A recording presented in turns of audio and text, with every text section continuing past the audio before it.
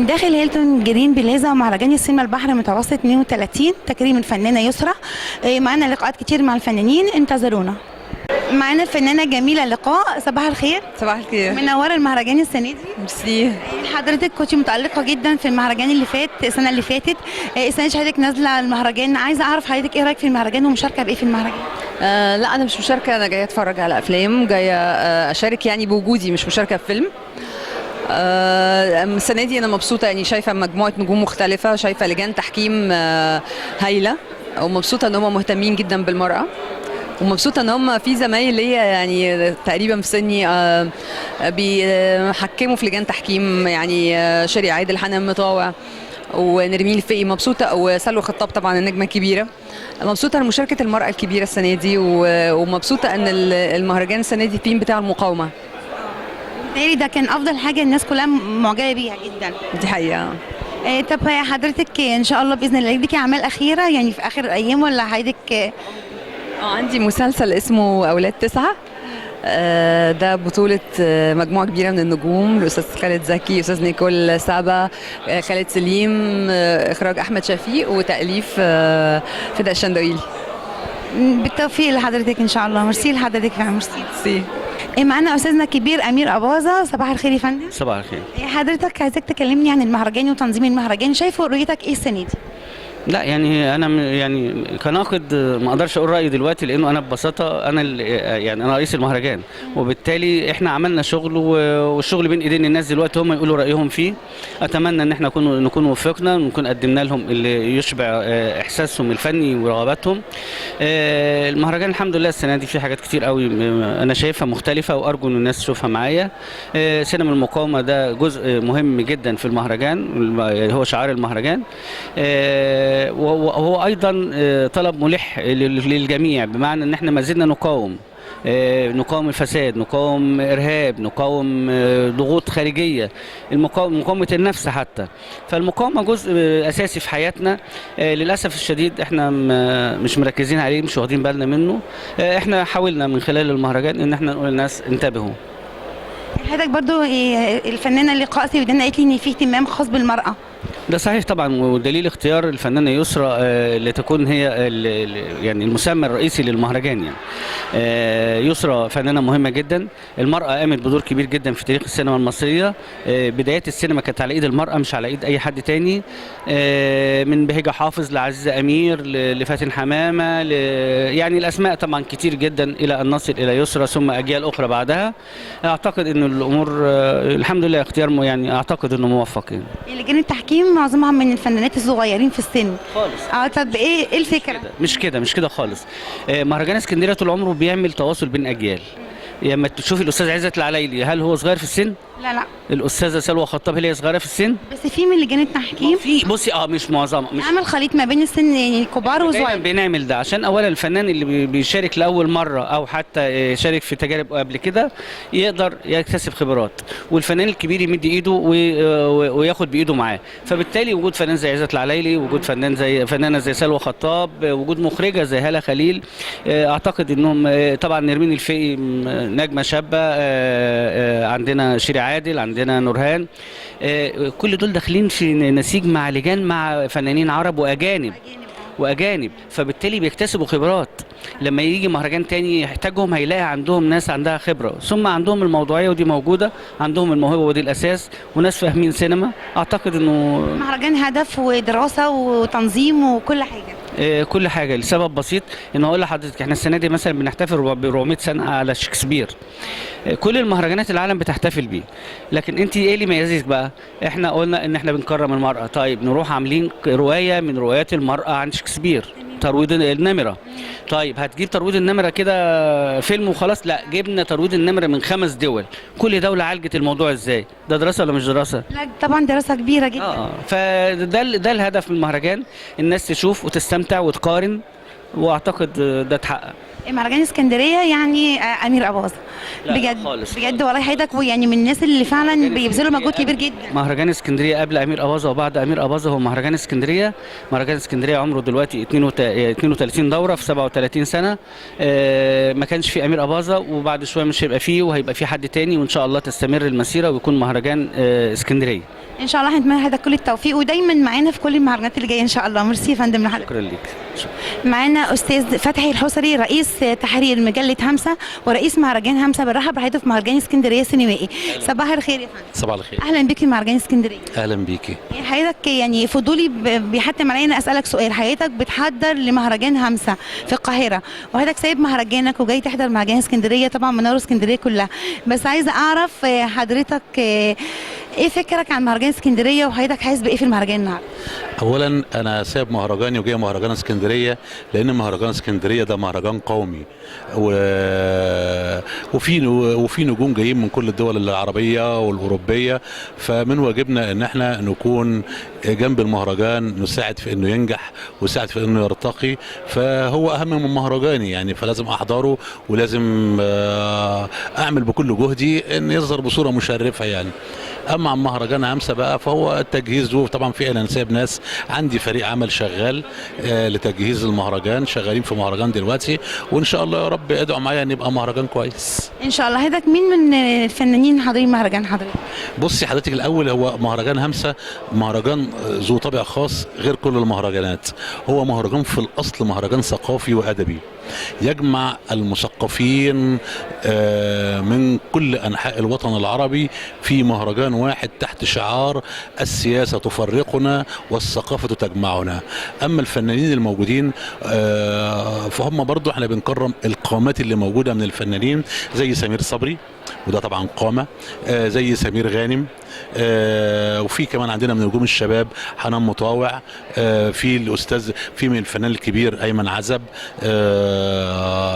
في حنان شوقي، في رنا الزاهد من نجمات الشابات يعني احنا، وغير كده وكمان والمخرج محمد ياسين والسيناريست الكبير عاطف بشاي. لا عندنا بنكرم القامات اللي هي تستحق انها تكرم، وكمان جنبيهم الشباب كمان اللي هم يتكرموا عشان يحسوا ان هم بدأوا بداية صحيحة لانهم عاملين اعمال تستحق انها تتكرم. استاذ هاني البحيري مصمم الازياء الفنانين، اهلا بحضرتك في مهرجان السينما. اهلا بيكي وكل سنه وانتم طيبين. واسكندريه دايما هي عروس البحر الابيض المتوسط، وهي جمعت النهارده او امبارح يعني كل الحبايب وكل الفنانين الجمال في حب مصر وحب اسكندريه. اهلا بيك، منور الدنيا. طبعا امبارح كان في الافتتاح كان كم فساتين تحفه، انا كنت قاعده مبهوره. بصي، هو يعني انا اول مره بحضر مهرجان اسكندريه، انا كنت واخد عنه انطباع ان هو اقل من كده شويه، لقيت المهرجان قوي جدا ما شاء الله. وبعد كده الدوره دي مهداه كلها للجميله مدام يسرى، فلك ان تتخيلي بقى عشره عمري اكتر من 20 سنه بشتغل مع مدام يسرى، فساتينها افلام مسلسلات، عندنا عشره عمر طويله، وانا عارف هي بتحب ايه. فجينا قبل التكريم بحوالي بالظبط اشتغلنا عليه مثلا من نص رمضان كده او اخر رمضان، قلت لها انا عارفه هتكرمي في مهرجان اسكندريه كذا، قالت لي عايزين نعمل حاجه ما حصلتش. اختارت الفكره وانا اخترت اللون والشغل. هي اختارت الفكره يعني هتبقى زي الميرميد يعني زي عروسه البحور كده، والحمد لله عملنا حاجه حلوه وطلعت واشتغلنا عليها لغايه مش هقول لك لغايه اول امبارح الساعه 4 الفجر اشتغلنا على الفستان ده. ما كانش خلص؟ 3 شهور. لا كان خلص، بس بنشتغل بنضيف، بنخلي الفستان شكله لطيف ومختلف. هو القماش نفسه هو اللي فيه لا تطريز ساده، التطريز كله يدوي واحده واحده. التطريز كان بيخطف العين. طب ما ده اهم حاجه، مش ده اهم حاجه ولا لا؟ يعني ده القماش نفسه ده تل، واحنا عاملين الفابريك نفسها، الشغل والتطريز والابهار احنا اللي عاملينه. بس حضرتك مبهر بجد والله يعني، وكل اللي قاعدين في المهرجان كانوا مبهورين جدا بفستان يسرى بالذات. عشان هي يسرى هي نجمه الحفله. ثانيا كانت عندي مدام نرمين الفقي، وكانت عندي حنان مطاوع، وكان عندي ايتن عامر، وعندي وفاء عامر، كان عندي مجموعه كبيره لابسين من كل فساتين امبارح كان تصميم حضرتك؟ مش كلها، بس دي النجوم اللي قلت عليها حوالي 5 أو 6 فساتين يعني. حضرتك نورتي المهرجان ودايما في تفوق، ونشوف حضرتك دايما بخير. سوا وانتم طيبين وبخير، ودايما اسكندريه منوره باهلها، وهي دايما كده تتالق بجمالها وبضيوفها الجمال. ميرسي لحضرتك، ميرسي يا فندم. معانا الفنان الجميل احمد وفيق. صباح الخير يا فندم. صباح النور عليكي. منور المهرجان. منوركم ومنور اهل اسكندريه طبعا. طبعا حضرتك متواجد في كل المهرجانات. السنه اللي فاتت كنت برضه في مهرجان اسكندريه. عايزه اعرف ايه راي حضرتك او انطباعك عن المهرجان السنه دي؟ هو مهرجان اسكندريه مهرجان مهم كاحد المحافل الفنيه في مصر، وخصوصيه مدينه اسكندريه بحد ذاتها كمدينه عالميه وكمدينه مهمه في تاريخنا الفني. اعتقد ان المهرجان السنه دي ماشي على منوال السنوات اللي فاتت. يعني انا حدي ثالث مره احضر على التوالي لمهرجان اسكندريه. اعتقد دوره مهمه واكيد يعني باسم الفنانه يسرا ده اعتقد يدي زخم وقوه للمهرجان. يعني ايه اخر اعمال حضرتك؟ اخر اعمال انا خلصت، بس يعني الجديد لسه قاعد الفتره دي فتره قرايه سيناريوهات. يعني في خلال بقى الشهر ده نبتدي نحدد بقى حاجات لرمضان وشغل المسلسلات او افلام للايام اللي جايه. يعني عندي سيناريوهين فيلمين، ولسه المسلسلات رمضان لسه ما قررتش. يعني مش هنطول لحضرتك عشان واضح ان صوت حضرتك تعبان. احنا بنقول لحضرتك شرفت اسكندريه ونورتينا ونورت المهرجان، ودايما في النجاح والتفوق ان شاء الله. الله يخليكي. ميرسي ليكم وميرسي لقناه مصر. ميرسي لحضرتك. معانا المخرج الكبير رمسيس، نقول له اهلا بيك في مهرجان اسكندريه. اهلا بحضرتك. اهلا وسهلا. منور المهرجان. الله يخليك. حضرتك طبعا اعمالك كتيره وعظيمه وغني عن التعريف. الله يخليك. حضرتك طبعا مواظب حضور كتير في المهرجانات كلها في اسكندريه او في القاهره. بحضر جميع المهرجانات وبره ومصر وكله. ما شاء الله ربنا يزيدك. كنا بنسال حضرتك ايه رايك ان السنه دي في مهرجان اسكندريه السينمائي؟ يعني هو اول يوم بس من حفل الافتتاح ان كالمعتاد ان مهرجان اسكندريه من اهم المهرجانات العالميه. ما هوش بس مجرد مهرجان البحر الابيض المتوسط، انما هو يعتبر مهرجان عالمي كبير. طب ايه راي حضرتك بقى بالنسبه للافلام اليومين دول والاخراج والسيستم بتاع الافلام؟ رايك ايه فيها؟ سالت السؤال الصعب 100 مره. السؤال الصعب. ما اقدرش اقول حاجه لان فعلا انا مش معجب بالافلام. حضرتك قامه ودراسه وعلم وحاجات كتير جدا، فرايك يعني يهمنا ويهم الناس كلها؟ للاسف في تدهور في السينما المصريه كتير جدا. انما انا شفت بعض اعمال لشباب صغير، افلام روائيه قصيره وتسجيليه. رأيت فيها ان وراء هذه الاعمال مخرج ومصور جيدين قوي. يعني في اعمال جيده مما يجعل يبث الامل في نفسي وفي نفس الشعب المصري ان فعلا هيجي مجموعه من الشباب اللي هتبنى انه الشباب ده هم هيرفعوا رايه السينما مرة أخرى وتعود السينما إلى مجدها. بالنسبة للعمل الناجح، هل مخرج ولا ممثل أو سيناريو؟ حضرتك شايف إيه؟ هي عمل متكامل جماعي. يعني لما يبقى مخرج كويس وممثلين سيئين الفيلم برضه هيطلع واقع. ممثلين جيدين ومخرج سيء فهياخدهم ويقع. إذن هو العمل السينمائي عمل تجمعي بيتضافر فيه جميع النواحي الفنية، سواء إخراج أو تمثيل أو تصوير أو موسيقى أو مونتاج. كل هو الفيلم السينمائي هو مجموعة من الفنون بيجمعها. هذه الفنون إن لم تتحد مع بعضها فممكن تضيع. حضرتك عملت أكتر من 100 عمل؟ كتصوير عملت اكتر من 100 عمل تقريبا. حضرتك قلت لي اخر كان اعمالك كان حاجه عن الارهاب، صح؟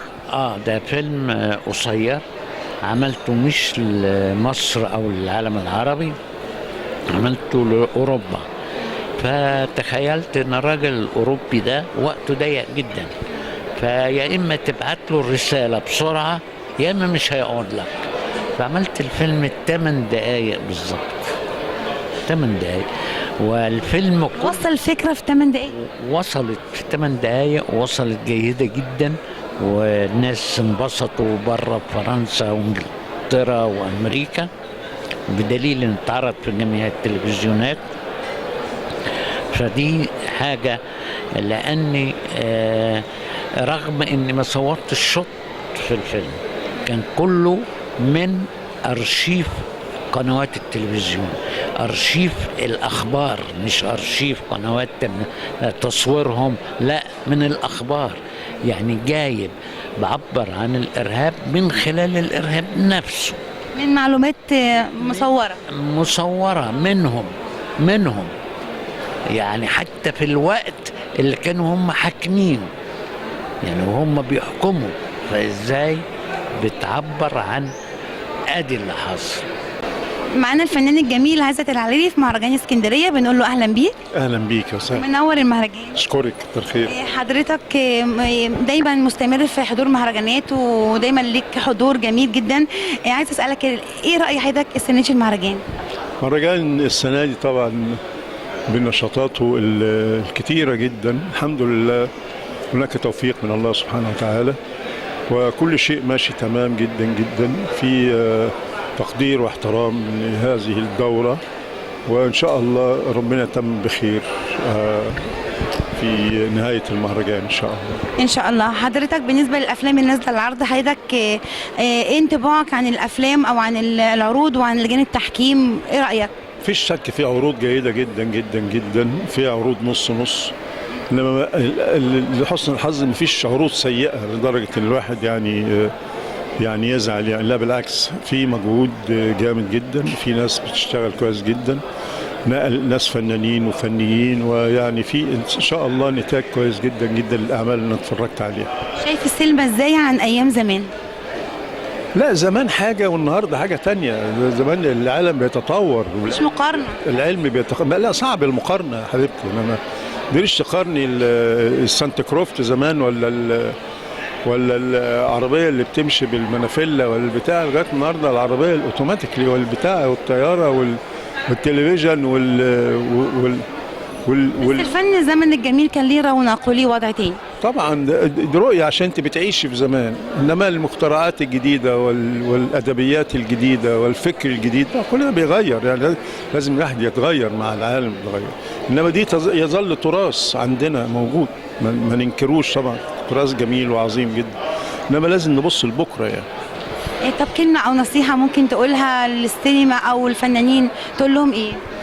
أقول لهم إن السينما عمل مهم جدا، فن سابع من أهم الفنون اللي موجودة النهارده، مش بالنسبة لمصر بس بالنسبة للعالم كله. العالم بيهتم بالسينما اهتمام كبير جدا جدا جدا جدا، يعني السينما هي ظل المجتمع على الأرض. أنا بعكس واقع اجتماعي وواقع سياسي وواقع فني، والآخر بعكسه على الشاشة قدام الناس. كلمة أخيرة توجهها لإسكندرية وشعب اسكندرية، تقول لنا إيه؟ أقول اسكندرية دي يعني حبيبتي، يعني أحلى بلد في الدنيا بالنسبة لي أنا، لأن أنا فتحت عينيا على اسكندرية وأنا صغير جدا جدا، فطبعا أنا دايما بتردد على اسكندرية، يعني ما أقدرش سنة أو كل كام شهر لازم أتردد على اسكندرية. نور اسكندريه والدنيا كلها. بنقول لحضرتك ميرسي على اللقاء الجميل، ونشوفك دايما بخير في كل المهرجانات. اشكرك، كتر خير كتر خير. معانا الفنان الجميل صبري فواز، بنقول لحضرتك اهلا وسهلا بيك. اهلا وسهلا معك. نور المهرجان. ربنا يخليك. كنت عايزه اسال حضرتك شايف المهرجان السنه دي ازاي؟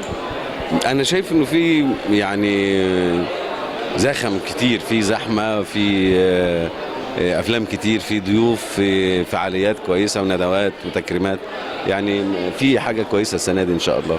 حضرتك كنت عايزه اسالك ايه اخر اعمالك؟ بصور فيلم اسمه جواب اعتقال، تاليف واخراج محمد سامي، انتاج احمد السبكي. كنا عايزين نسالك برضو ايه رايك في السينما دلوقتي وقبل؟ السينما دلوقتي انا شايف ان بقى لها سنتين ثلاثه كده فيها انتعاشه كويسه، في شباك التذاكر شغال كويس، وفي ايرادات عند افلام، في افلام تانية منوره مهرجانات الدنيا ومشرفانا، يعني في كل الانواع والحمد لله. الحمد لله. طب كلمه توجهها لكل فنانين مصر تقول لهم ايه؟ ربنا يعينكم، ربنا الفنانين مصر ربنا يعينكم، ربنا يعينكم على امكانيات قليله، ربنا يعينكم على مفاهيم غريبه، ربنا يعينكم على ظروف شغل يعني. على الامكانيات والظروف. يعني ربنا يعيننا جميعا يا رب. يا رب. طب كلمه تقولها لاسكندريه بالنسبه لمهرجانات اسكندريه، حضرتك بتحس بايه وانت في اسكندريه غير اي مكان تاني ولا؟ اسكندريه بحس ان روحت، لان انا يعني اسكندريه لها فيا ولها عندي ولها عليا. حضرتك من اسكندريه؟ انا اتربيت هنا في الجامعه في اسكندريه. معانا الاستاذ صبحي سيف الدين ملقب باسد لبنان، رئيس مهرجان لبنان. صباح الخير يا فندم. صباح الخير. منور اسكندريه ومهرجان اسكندريه. ويخلي اسكندريه ويخلي مصر، وانا شعاري دائما اذا ابتسمت مصر ابتسم العالم العربي. ميرسي لحضرتك ولذوقك. طبعا حضرتك مشرف مهرجان اسكندريه.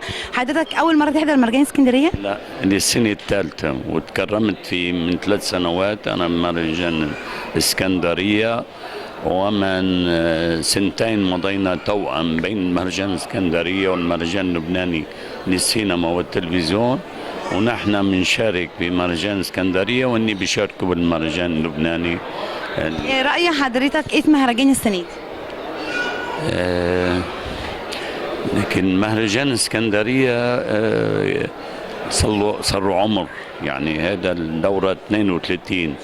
مهرجان اسكندريه بحاجه لتمويل اكبر، لانه بيمثل مصر من خلال على البحر الابيض المتوسط، ودول البحر الابيض المتوسط كان عربيه او كان اوروبيه كبيره، وحضورها بكلف، حضور هذه الدول بكلف، والمصاريف اللي عم تجي. يعني انا بتمنى انه مثل ما بتمنى لنا في لبنان انه هذه المهرجانات اللي بتحكي بالسينما، سينما مش عم نحكي نحن بافلام عاديه، المفروض تتمول وتتساعد حتى تعطي اكثر وباسم البلد اللي هي عم تمثله.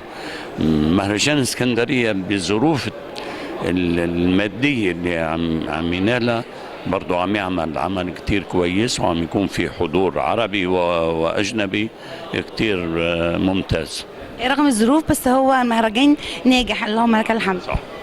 حضرتك رايك ايه في الافلام السينما المصري قديم وحديث؟ رايك ايه وصلت لايه السينما المصريه؟ أنا مع الأفلام القديمة اللي كانت تنتج، وكان يصير في إنتاج مشترك بين لبنان وسوريا ومصر وسوريا ولبنان، كان يصير إنتاج غزير ومشترك. كانت مصر تعمل أفلام سينما تتوزع ببيروت قبل ما تتوزع بمصر، وكانت صالات لبنان أقل صالة تعد تقريبا 1000 مقعد. اليوم أصبحت صالات مثل جيب صغير وامور ما بعرف هذا التراجع لوين. وبرضه عم يطلع افلام بمصر بس مش بمستوى الماضي، المستوى القديم. نعم. حضرتك كلمني عن مهرجان لبنان وتنظيمه، ويعني حضرتك قول لنا ايه الخطوات اللي تتبع هناك؟ نحن المهرجان اللبناني بيبتدي باول مارس، وبلجنه التحكيم تبتدي قبل شهرين من موعد الهدي، ومش زي هنا ولا اي زي المهرجان يعني كل يوم بيومه. لجنة الافلام لازم تكون قبل بشهر ونص تقريبا، ولجنة التحكيم تحضر الافلام وبتقرر مين الناجح ومين ما الناجح. يعني يوم الختام بيجي او يوم الافتتاح او يوم الختام نعمل عروض للافلام كلها، ويوم الختام بتكون الافلام موجوده بدون ما كل يوم في عرض وفي لجان. لجنة عندي أنا مؤلفة من مخرج ومدير تصوير ومونتير ومدير إنتاج و 5 أشخاص هن لجنة التحكيم، هن اللي بيحددوا، بيفهموا باللقطة، بيفهموا بالعدسة، بيفهموا بالكادر، بيفهموا بالمونتاج، بيفهموا بالأمور. أنا مع أنه بعض الممثلين المخضرمين يكونوا بلجان تحكيم، ولكن هودي الاشخاص اللي انا عديتهم، يعني المخرج وكاتب السيناريو ومدير التصوير والمونتير ومدير انتاج، هودي هن السينما القاعده الاساسيه اللي بيفهموا بكل هاي الحركات. انا معتمد هذا الطريقه وبعدني الحمد لله ماشي عليها، وان شاء الله ان شاء الله خير. ما فيش عمل مشترك بين لبنان ومصر؟ عم بيصير كتير مشترك، كيف عم يصير يعني بعض الممثلين، بس شركات انتاج ما بعتقد عم يصير في شركات انتاج تمول هون وتمول هونيك، بس عم يصير اعمال مشتركه بين لبنان ومصر وسوريا بالممثلين والعاملين بالعمل، وعم تنجح، وكله بيهجم اليوم لرمضان. ما عاد في انه انا عم اعمل عمل لحتى استفيد منه على مدار السنه، لا، كلهم عم يتاجروا بشهر رمضان وبيعملوا انتاجهم لشهر رمضان، وعم تطلع بتسلي العالم. هذا الشهر الفضيل بتسلوا العالم بالمهرجانات. كلمة أخيرة توجهها لممثلين مصر وتوجهنا هنا كمهرجان اسكندرية، تقول لنا إيه؟ مهرجان الاسكندرية يعني أنا لو ما بحب هذا المهرجان والقيمين عليه، وعلاقتي بأمير أباظة علاقة عمرها أكثر من 20 سنة، والمهرجان ناجح، وما كنا وقعنا توأم بين هون ولبنان، بيننا وبينه، وانتو الله يقويكم ونجحكم، ومصر أم الدنيا. وبرجع بعيد، إذا ابتسمت مصر ابتسم العالم العربي، ولازم كل مشاكل العالم العربي تحلها مصر بما فيها مشاكلها. أنا بتمنى مصر تزرع قطن وقمح وما تحتاج حدا إن شاء الله. في نهاية حوارنا بنشكر الأستاذ صبحي الملقب بقلب الأسد رئيس مهرجان لبنان. ميرسي لحضرتك فندم. معانا الفنان لؤي عبدون، سيد درويش الصغير، نجم اسكندرية والعالم العربي، بنقول له صباح الخير. صباح النور. لؤي، طبعا انت متألق جدا في اسكندرية والعالم العربي كله، ما شاء الله عليك. بعد ذا فويس كان حظك ما شاء الله أحسن بكتير، صح؟ الحمد لله. ايوه طبعا. قولي بقى ايه حكايتك مع تامر حسني؟ احنا عملنا كذا حاجة مع تامر. انا عملت مع عمو تامر حسني 5 حفلات الحمد لله، وبننزل ان شاء الله في كليب هينزل قريب. اسمه ايه؟ لسه عند وعدي. ما شاء الله. يعني عملت منه حاجة؟ حضرت منه حاجة؟ ما احنا عملناه بس لسه يعني هينزل، ما نزل. ممكن اسمع منه حتة ولا ما؟ لا، ما صعب صح لما ينزل. طيب ممكن تسمعني ايه لؤي النهارده؟ هسمع حضرتك لحن من ألحاني أنا عامله للفنانة أنغام. طب اتفضل. نفس المكان، نفس المكان، وقفت في نفس المكان، ألمح في طيفك أو أشوف خيالك من بعيد، يمكن أشوفك. وقفت في نفس المكان، ألمح في طيفك أو أشوف خيالك من بعيد، يمكن أشوفك. واتوقفت كل الساعات، ووحشني صوتك، واتغيرت كل الحاجات لما هويتك وبعدت عني، شغلتني ولا قلتلي حتى ظروفك. رنت عليك تليفوني اطمن عليك، مشتاقة اشوفك. ردت عليا صدمتني، ووصلني خوفك، اتريها واقفة جنب منك، حسيت كسوفك.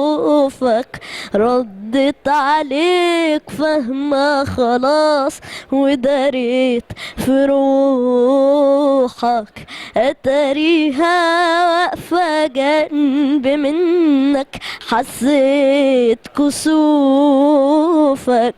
ردت عليك فاهمة خلاص، وداريت في روحك. عدت طريقي بدمعتي، وورايا روحك لقيتني تايهة في الأماكن كلها، ومعاها طيفك ما بقتش أعذر لك ظروفك، ولا حتى بتمنى أشوفك. نفس المكان اتغيرت فيه الأماني، ضاعت لخوفك. نفس المكان اتغيرت فيه المشاعر، ماتت حروفك. نفس المكان، نفس المكان.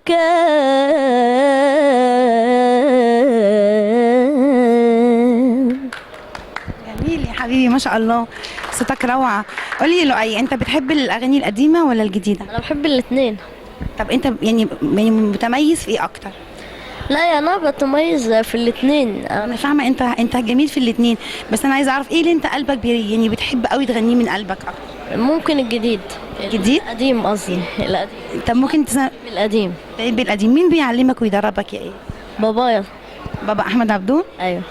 طب قولي بقى، عايزك تسمعني حتة صغننة قوي من حاجة قديمة، ممكن؟ كل ده كان ليه لما شفت عينيه؟ كل ده كان ليه لما شفت عينيه؟ حن قلبي إليه وانشغلت عليه، انشغلت عليه. حن قلبي إليه وانشغلت عليه، انشغلت عليه. كل ده كان ليه، كان ليه، ليه ليه ليه. الله يا حبيبي ما شاء الله. قول لي بقى يا لؤي، انت شايف الطرب اللي من دول زي زمان، زي ما بابا علمك اغاني زمان وكده، ولا انت شايف مختلف؟ يعني شايف في اختلاف عن تعليمك للفن القديم؟ لا طبعا هو في اختلاف، لان ده حاجه وده حاجه. ما انا عارفه ده حاجه وده حاجه. انا قصدي انت شايف انك انت يعني لما بتيجي تتدرب على اغنيه قديمه وتتدرب على اغنيه حديثه، شايف انهي بيكون بالنسبه لك اسهل او احسن او صعب في التدريب؟ لا يعني انا عادي الاتنين انا بحب. انت متمكن اصلا، انت حد متمكن اصلا. ربنا يخليك يا طبعا. لؤي انت منور مهرجان الاسكندريه السينمائي، وطبعا احنا بنقول لك ميرسي جدا لوجودك وحضورك معانا النهارده في المهرجان في هيلتون جرين، وبنقول لك ميرسي ونتمنى ليك كل التوفيق والنجاح. ربنا يخليك يا طنط، انا بشكر حضرتك. معانا النهارده في مهرجان اسكندريه الفنان احمد عبنون، فنان الاذاعه والتلفزيون والاوبرا. بنقول له اهلا بحضرتك. اهلا بحضرتك استاذه شكار، واتشرفت بيك النهارده في مهرجان السينما. حضرتك منورنا ومنور المهرجان بوجودك ده نوركم والله، اهلا وسهلا. حضرتك كنت عايزه اسالك، نفسي اعرف بقى ايه في اعمال جديده ليك ولا؟ والله يعني انا يمكن مركز دلوقتي جهدي للؤي. يعني لؤي الحمد لله انتشر بشكل غير عادي، وفي الآونة الأخيرة بعد ما حصد المركز الأول بمهرجان الموسيقى العربية ال 24 ل 2015 ألقى عليه بعض الضوء الحقيقة، واشترك في حاجات كتيرة جدا ومسابقات كتير جدا، والحمد لله بيطلع دايما الأول. ولذلك يعني قررت ان انا اركز جهدي مع لؤي. بسم الله ما شاء الله، هي سمرة جميلة جدا، انت اهديتنا بلؤي. الحمد لله. بس برضو يعني احنا نسمع حضرتك لو ممكن. هقول حاجة لعبد الوهاب، أغار من قلب. أغار من قلبي إذا هام للقياك، فأنت المنهى والروح فكيف أنساك إني بشوق متى الأيام تجمعنا وأسعد فؤادي بقرب من محياك والطير يشدو بهمس حين يسمعنا وجاوب الدمع من عيني عيناك أهيم فيك ونار البعد تؤلمني وقلبي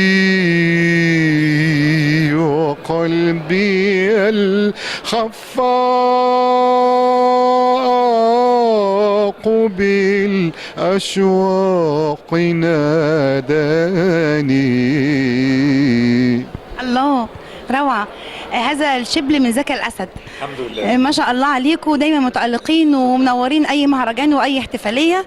حضرتك عايزة كلمة توجهها لمهرجان وتوجهها لبرنامجنا، تقول لنا إيه؟ طبعا انا بوجه الكلمه للبرنامج ان انتم نورتوا اسكندريه وصنعتوا اضافه للاعلام المحلي باسكندريه، وبوجه كلمه للمهرجان ان انتم بتسروا العمل الفني والثقافي على ارض الصغر بالاسكندريه، وكل عام وانتم بخير واهلا بكم جميعا على ارضكم اسكندريه.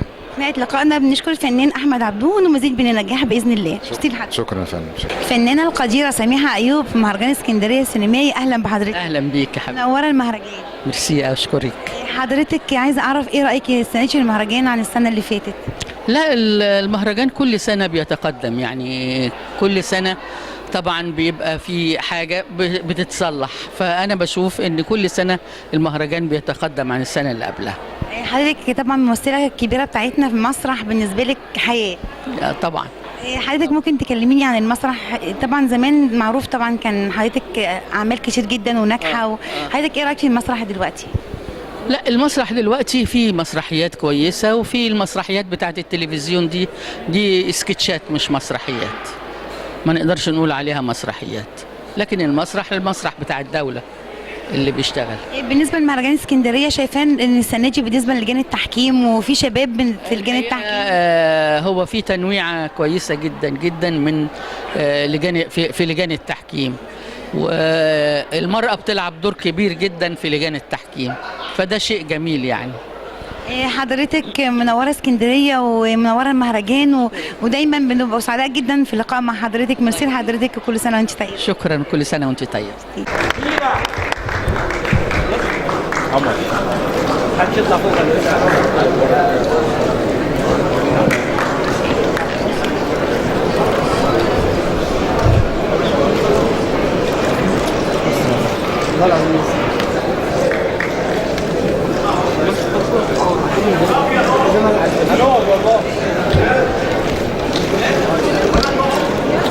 ولا شايفه فين؟ ولا فين؟ ولا كمان فين؟ جميله قوي. قلبي كمان لينا، قلبي لينا احنا كمان.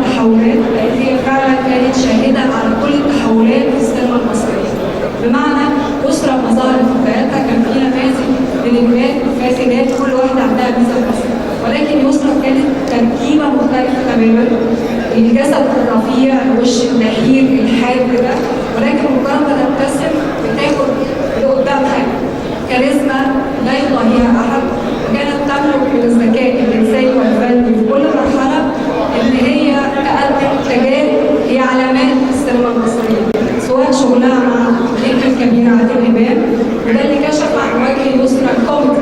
يسرى مع عادل إمام هي كوميديانة من طراز رفيع. يسرى في شغلها مع صلاح أبو سيف تجربة مهمة جدا. طبعا مع النجم الكبير والمخرج يوسف شاهين دي حالة من الاختلاف لا تضاهيها حاجة. يسرى في كل مرحلة كانت بتعرف امتى الترمومتر اتغير وتظبط. التسعينات هي تحولت تحول ثاني خالص، بقت نموذج النجمة الأنثى والنجمة التي تعرف ماذا تريد. عملت تجارب مهمة مع الثنائي أو الثلاثي وحيد حامد شريف عرب وعادل إمام، دي من علامات السينما المصرية.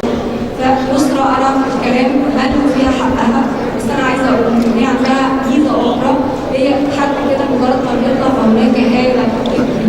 هالة دي ليها علاقة بالحب والكاريزما والإنسانية.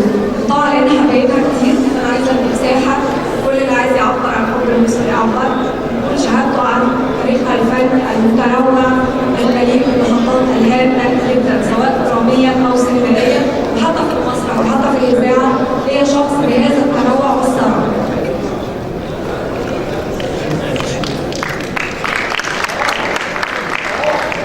يعني أنا أقول يعني يسرى كل حاجة.